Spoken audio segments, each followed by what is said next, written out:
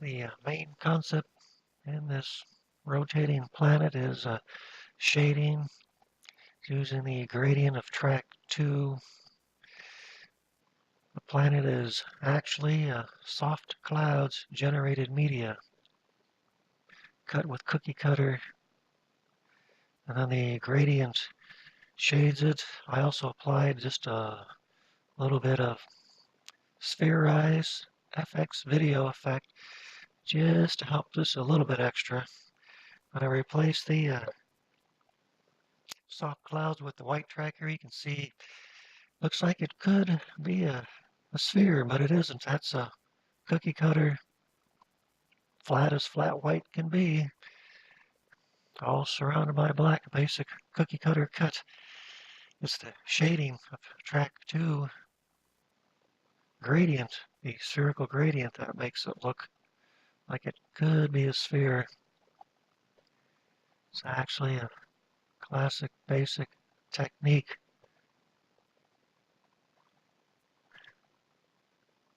A lot of video games use a lot of shading, contrast. Sometimes it's just a flat quad and it looks like there's a bunch of water pipes, tubing, and it's just a flat 2D picture. Lots of shading makes it look like there could be more geometry, but nope, flat. This entire project here was made entirely movie studio platinum. I didn't bring in any other geometry of any kind.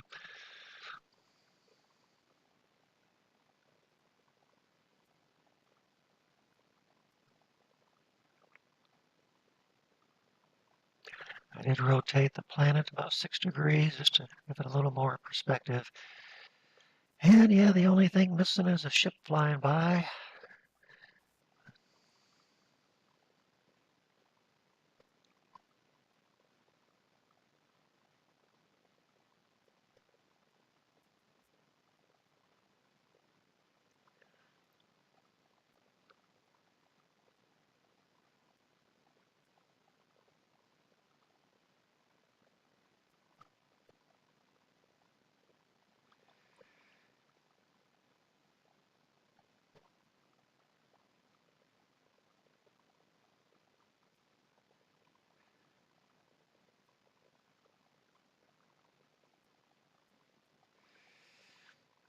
I do notice when using the gradient, I go full screen on this soft clouds with the track 2 gradient.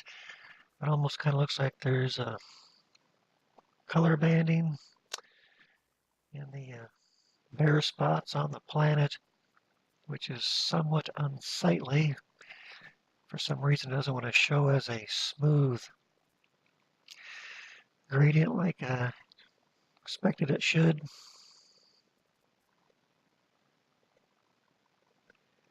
This is the mask for the atmosphere.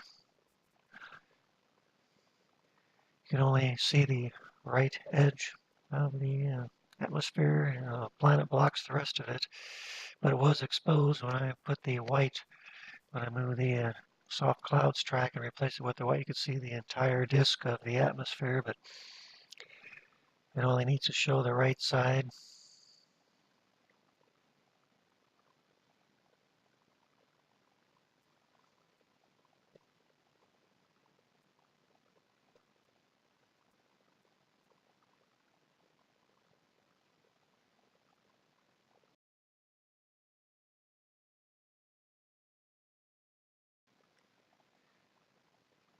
This is used as a spherical gradient to shade the flat surface.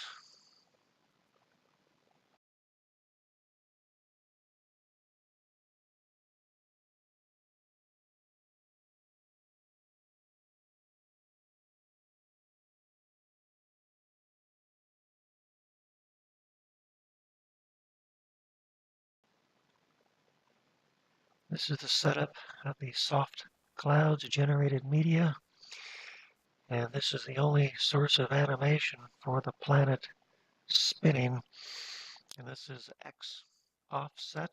slider, just one extra key from the far right. Instead of clouds flying by, it looks like a planet painting. I did apply a bump map. That's why the soft look more like it. Could be mountains on the surface.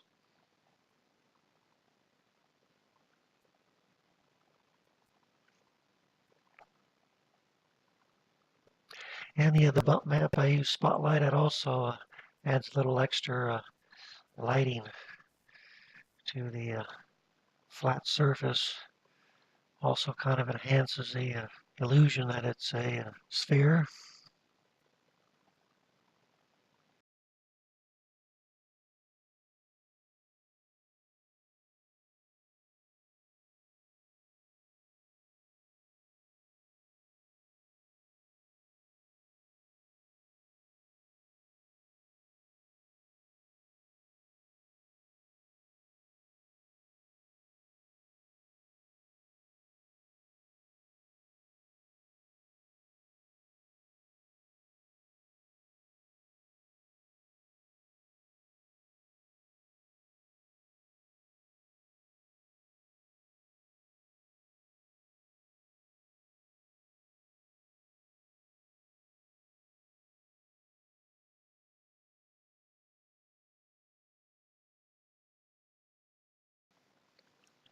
Each color rectangle could be a video.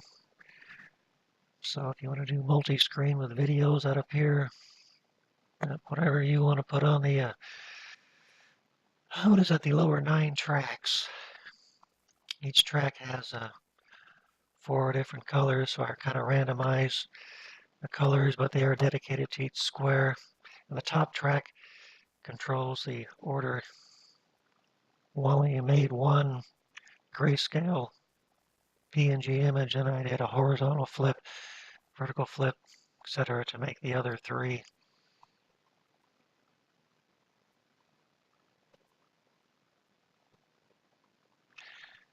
This project is similar to the previous luminance animation projects.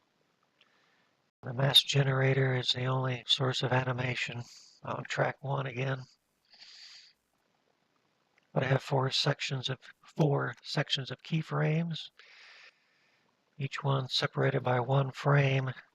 So to start over for each of the 4 grayscale images.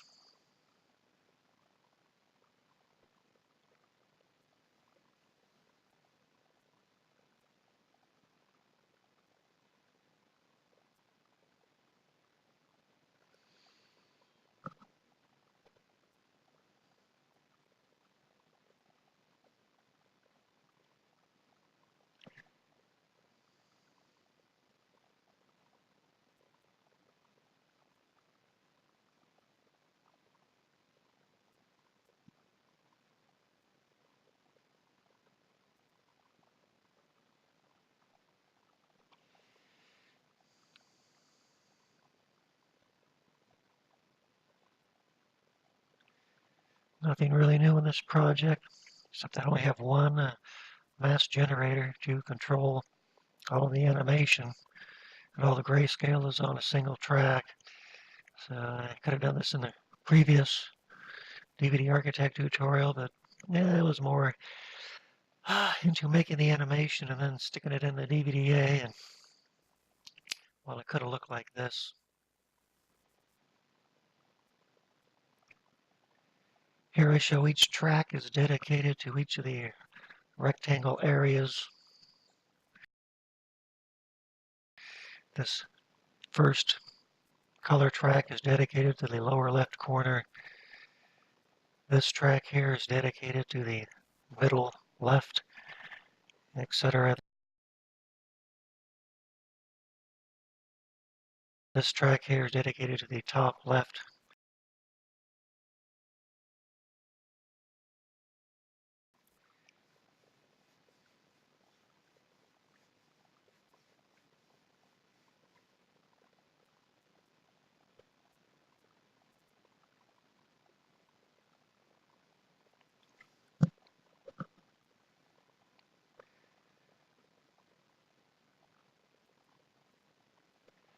This is a sad first attempt at making some lightning bolts, static bolts, but need a little more philosophy on what goes on with lightning bolts and static bolts.